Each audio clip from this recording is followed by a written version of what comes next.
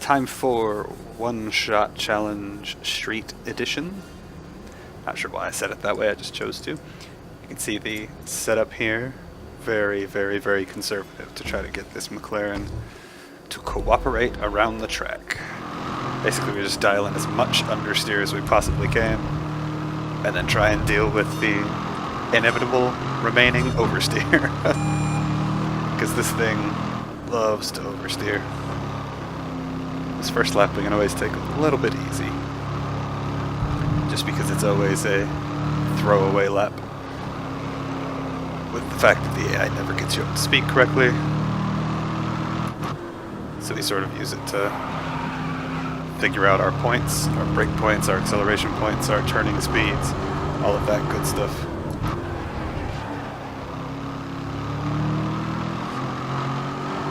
This is actually a pretty fun combo when you really break it down.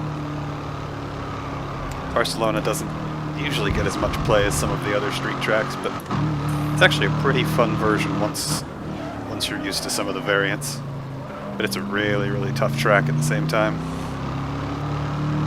And this version in particular tends to be really tough in this section coming up right here.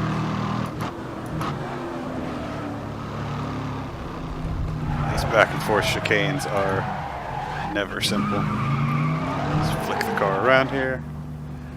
And since this is already our throwaway lap anyway, we'll just try and give ourselves a gap between us and that car that was right up there. Now, I'd like to blame that entirely on the AI car, but realistically, had that car not been there, I probably still would have spun there because I was a little too aggressive on acceleration.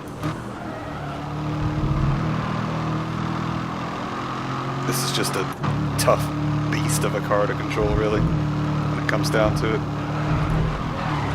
Well, that means our second lap is a throwaway, because start finish is right here.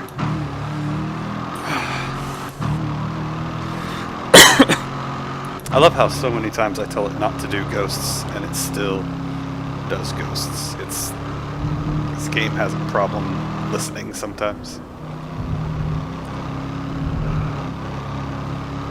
The annoying part about the understeer, though, is that it's not true understeer. Like, true understeer I can deal with. It's more or less just sort of modified oversteer in a sense where your car is pushing, but if you put your foot into it, it's still gonna whip the back end around on you. Because true understeer, like you would get in a front-wheel drive car, I can pretty easily deal with. It's not too bad. But this version of understeer is just so difficult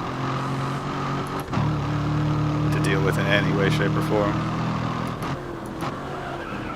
Went in a little too hot there. Even more damage. Not ideal. But we didn't spin this time. So that's at least something. It's just hard to remember how quick this car really is, because you're entering a lot of these corners a lot faster than you really think you are. So you really have to slow down a little more than you're used to. Especially through this section. To be really aggressive, but you can't. At least with this car in this setup, you can't be fully on the throttle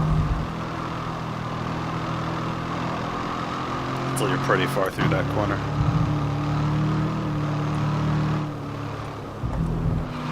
Took that really poorly that time, but that's alright. Scrubs off a lot of speed, but not so much that it's incredibly detrimental or anything. Not to mention our previous two laps were pretty poor anyway. So it's not going to be too hard to beat that time, as long as we more or less keep it on the track and keep it going forward.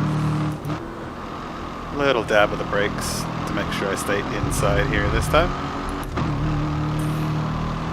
This is a very tight corner. I really wish the AI had turned in earlier or later, one or the other. Doesn't matter how much space you try and give yourselves, they always manage to find a way to make your life worse. Which is why they just shouldn't be in the time trials. But Codemasters. Oh well, nothing you can do about it now. So, just move forward, try and finish this as best we can. It should still be a better lap than the second one, obviously. If nothing else than just because of that start, but not good enough. Still not platinum. Let's see where we actually landed on things.